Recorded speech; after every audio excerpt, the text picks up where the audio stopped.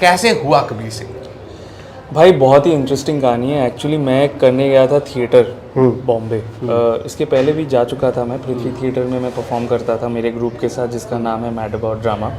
2014 साल से हम लोग उधर 2 बार परफॉर्म कर चुके हैं। और पृथ्वी थिएटर में पहुंच के मुझे लगा कि मुझे इंजीनियरिंग ख़त्म तो कर लिया था मैंने, बट इसमें काम नहीं करना है टू बी वेरी ऑनेस्ट। तो मुझे परस्यू करना है एक्टिंग।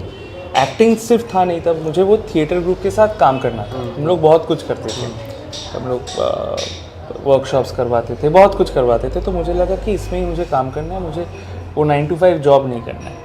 तो वो डिसाइडेड था 2015 से कि हम लोगों ने वो डिसीजन ले लिया था, मैंने वो डिसीजन ले लिया था। 2018 में एक मौका आया, मुझे एक म्यूज़िकल करना था।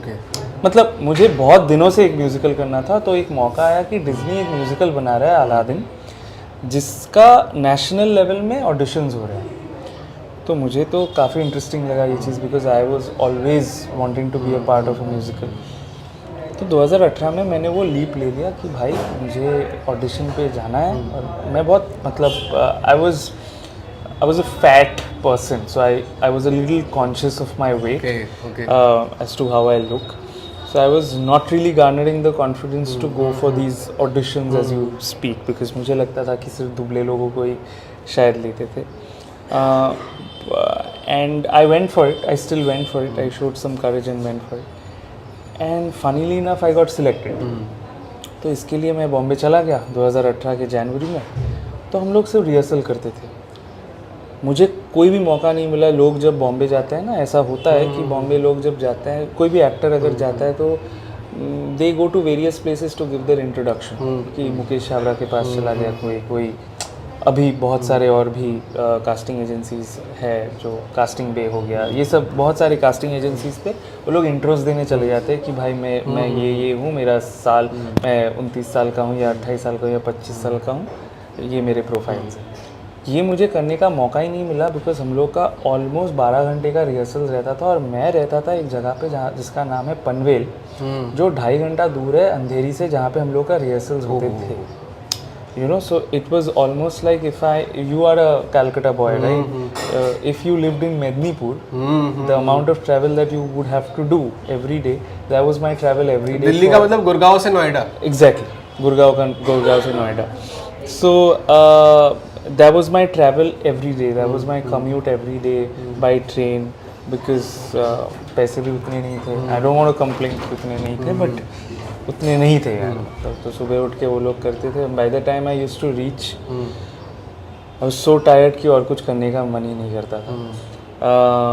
और हम लोग को मंडेज ऑफ मिलते थे, उसमें इतना टायर्ड हो जाता था मैं कि भाई बाकी का सब काम छोड़ दो, एक दिन घर रह के सिर्फ रेस्ट करना है। I was living with my folks at that time. उधर मेरा एक मासी रहता है and all of that. So I was happy, but I was like कि सिर्फ यही काम हो रहा है, दूसरा कुछ हो नहीं रहा है।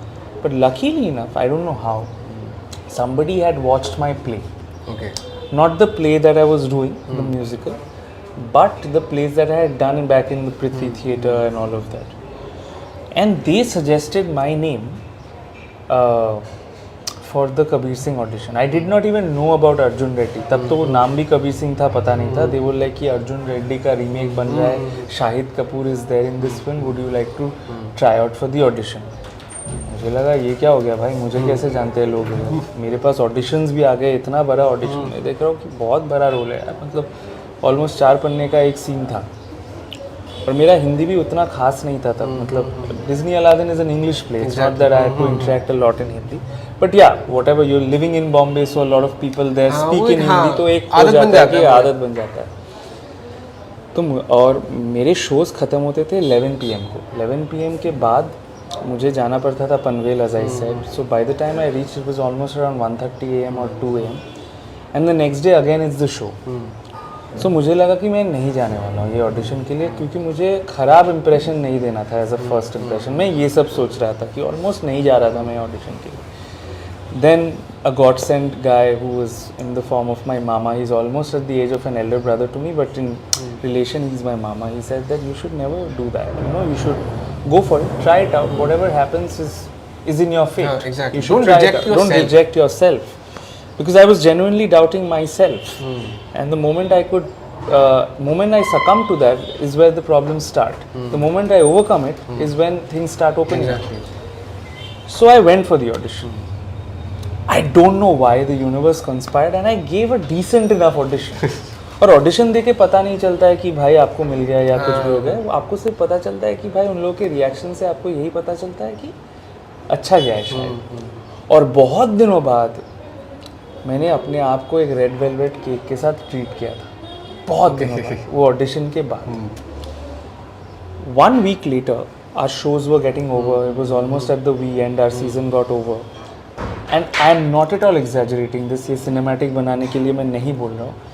मैं कैलकाटा के लिए लीव करने वाला हूँ. लाइक मेरे शोज़ ख़त्म हो गए, ऐसा तो नहीं था कि मैं बॉम्बे सेटल करने वाला हूँ. मेरा अलादीन का सीज़न ख़त्म हो गया है. I am going to leave for Calcutta.